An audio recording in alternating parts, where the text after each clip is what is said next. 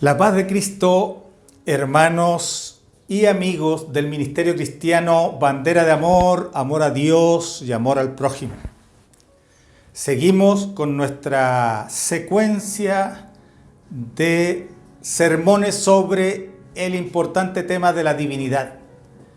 Y hoy vamos a tocar el punto Jesús, el Dios de la vida.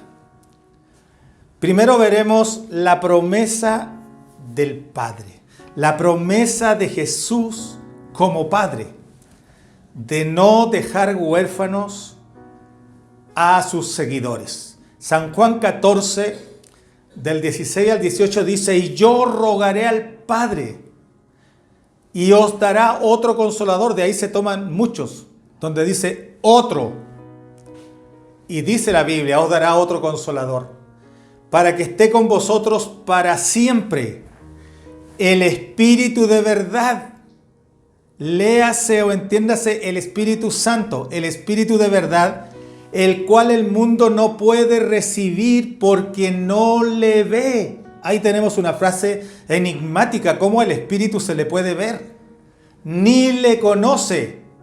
Y miren ahora cómo se vuelca el versículo: pero vosotros le conocéis, porque mora con vosotros y estará en vosotros. No os dejaré huérfanos. Esto lo miren como lo quieran mirar, pero el único que puede dejar huérfanos a sus hijos es el Padre. Al empezar el versículo dice otro consolador, pero queda aclarado por el versículo 18 que ese otro consolador moraba con ellos. Morar quiere decir vive, habita, está con vosotros. ¿Y quién estaba con ellos? Nuestro Señor Jesucristo. Él dice: ustedes han visto al Espíritu de verdad. Ustedes conocen al Espíritu de verdad, porque he estado viviendo con ustedes. Pero cuando venga de nuevo estaré en ustedes, dentro de ustedes.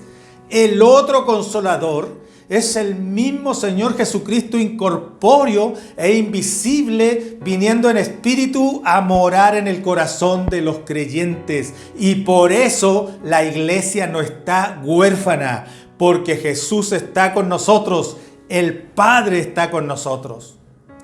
Cuando Jesús anunció la venida del Consolador, declaró eso, que éste ya moraba con ellos, pero que estaría en ellos, dando a entender el gran misterio, la divinidad, es decir, el Espíritu Santo a través de Él, de nuestro Señor, estaba morando con ellos, pero a partir de Pentecostés estaría en ellos, es decir, en su interior. Esto demuestra claramente que Dios es uno y se manifiesta de diferentes maneras según la necesidad del hombre.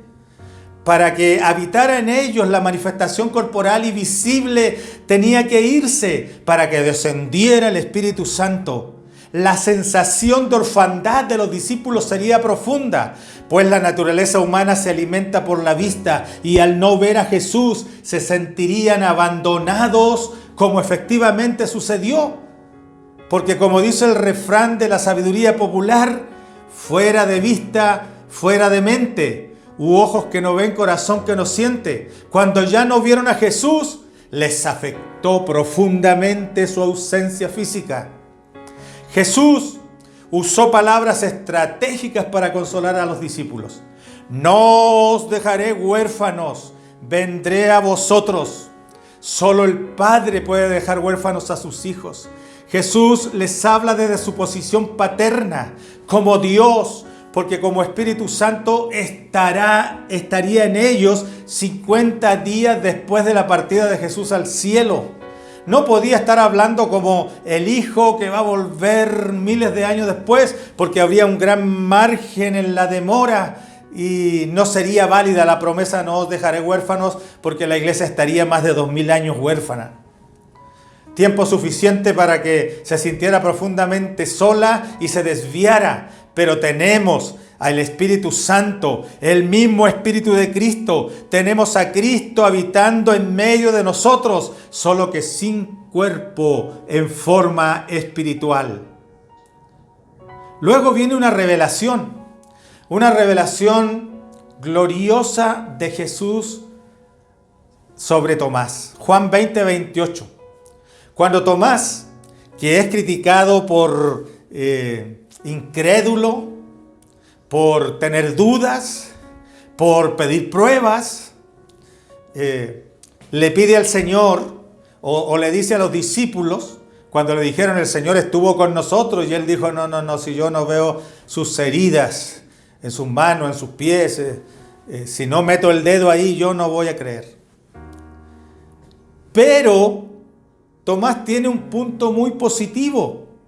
Es el único de los apóstoles en llamar a Jesucristo Señor y Dios. Esta declaración es única y exclusiva a la altura en que se dijo, pues es una afirmación pre-ascensión, o sea, antes de la ascensión. Todavía la revelación del Espíritu Santo no había venido, porque allá un poco antes Jesús, dice la Biblia que Jesús les abrió el entendimiento para que entendiesen las Escrituras. Eso todavía no había sucedido aquí. La mayoría de los apóstoles confesaron la divinidad al más alto nivel de Jesús después de Pentecostés. Tomás era un judío monoteísta. Sabía que a Dios no se le podía ver ni palpar y nunca había sido acusado por los demás judíos de no ser fiel a la fe nacional de Israel. Algunos dicen que la declaración de Tomás fue una declaración de sorpresa, espontánea como el popular Dios mío, cuando alguien se sorprende por alguien. Pero esta forma de interpretar la Biblia es desastrosamente antilógica, porque toda escritura es inspirada por Dios, según 2 Timoteo 3:16, la que estaba presente cuando Pablo dijo eso y la que estaría en el canon del Nuevo Testamento.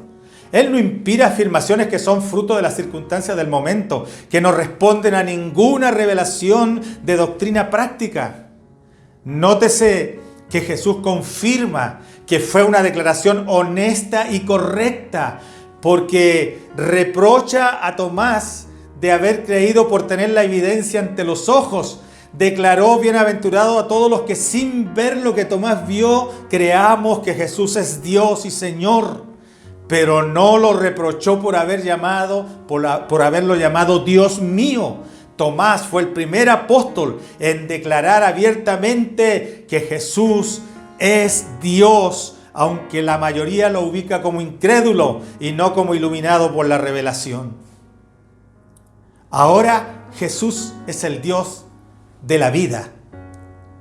Hechos 3:15 dice Pedro en su discurso, y vosotros matasteis al autor de la vida.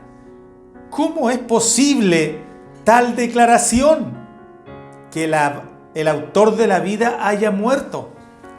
La Biblia en todo su contexto afirma sin lugar a dudas que Dios es el autor de la vida. El salmista inspirado dijo que en Dios está el manantial de la vida, Salmos 36:9. Dios es el que envía bendición y vida eterna, en Salmos 133:3. Salomón afirma que Dios da los días de vida al hombre, Eclesiastés 5:18. Pablo enseña que Dios da vida a todas las cosas, 1 Timoteo 6:13. Cuando Jesús apareció en la escena bíblica, afirmó abiertamente que Él era la vida. Cuando dijo, yo he venido para que tengan vida y para que la tengan en abundancia, San Juan 10:10. Yo soy la resurrección y la vida, y el que cree en mí, aunque esté muerto, vivirá, Juan 11:25. Yo soy el camino, la verdad y la vida, Juan 14:6. Juan el apóstol reafirmó al decir en Juan 1:4, en él estaba la vida y la vida era la luz de los hombres. Además declaró estas bellas palabras, lo que era desde el principio, lo que hemos oído, lo que hemos visto con nuestros ojos, lo que hemos contemplado y palparon nuestras manos tocante al verbo de la vida. Porque la vida fue manifestada y la hemos visto y testificamos y os anunciamos la vida eterna, la cual estaba con el Padre y se nos manifestó. Primera de Juan 1, versos 1 y 2. La inspiración de Pedro en el pórtico de Salomón lo hizo profundizar en este tema que hasta parece un contrasentido. Y vosotros matasteis al autor de la vida. Eso suena a derrota catastrófica, porque el autor de la vida es el único Dios que existe. ¿Será posible que Dios haya muerto? La verdad es que Dios en su divinidad no puede morir, pero experimentó en el cuerpo de Cristo todas las sensaciones humanas que como espíritu no podía experimentar. Fue así como el autor de la vida experimentó la muerte humana, no la divina, porque esta muerte solo afectó su cuerpo, el calcañar de Génesis 3:15, mas nunca afectó la divinidad. Dios en Cristo cruzó el túnel oscuro de la muerte. En su paso por interior de las fortalezas del diablo, destruyó el arsenal satánico y las instalaciones del mal. A los encarcelados libertó del Hades, levantándolos a lo alto, según dice el Salmo 68:18 y Efesios 4:8. Y subiendo a lo alto, llevó cautiva la cautividad y dio dones a los hombres. Fue así como sacó a luz la vida y la inmortalidad por el Evangelio, según 2 Timoteo 1:10, y se alzó con las llaves de la muerte y del Hades. Apocalipsis 1:18. Dios en Cristo cumplió lo dicho por el profeta Oseas.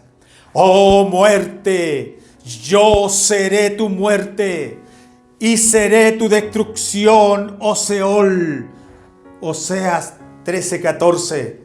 Que la refrendó el apóstol Pablo cuando dijo: sorbida es la muerte en victoria. ¿Dónde está, oh muerte, tu aguijón? ¿Dónde, oh sepulcro, tu victoria? En 1 Corintios 15, 54 al 57. Fue de esta manera que las puertas del Hades fueron conmovidas por el Cristo resucitado. Por eso las puertas del infierno no pueden contra la iglesia. Ya fueron derrotadas por Cristo cuando Cristo ascendió a los infiernos.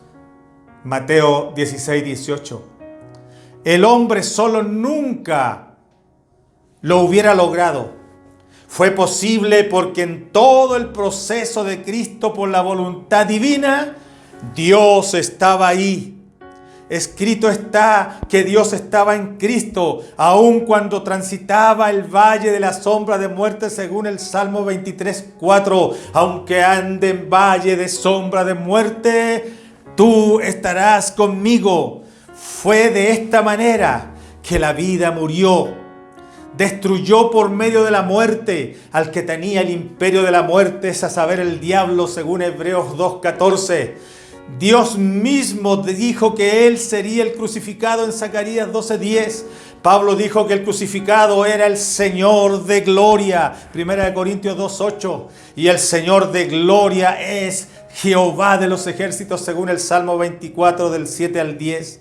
Dios descendió en Cristo al seno de la muerte para pelear la batalla de la vida. Habiendo vencido, destruyó la maldición, de manera que ahora el diablo es un emperador derrotado en frente de un imperio destruido. Por eso, quienes creemos en el nombre de Jesucristo preguntamos: ¿qué nos puede hacer la muerte física? Sino solo depositarnos en los tiernos brazos de nuestro Salvador. ¿De dónde sacará fuerzas el sepulcro para detenernos el día de la redención, si sus tenazas fueron cercenadas por el poder de la vida y ya no tiene aguijón ni siquiera para intimidarnos? De manera que el día en que la vida murió fue en realidad el día en que la muerte murió. Jesucristo es el Dios de la vida, bandera de amor, amor a Dios y amor al prójimo. Él es quien provee, Él es quien provee.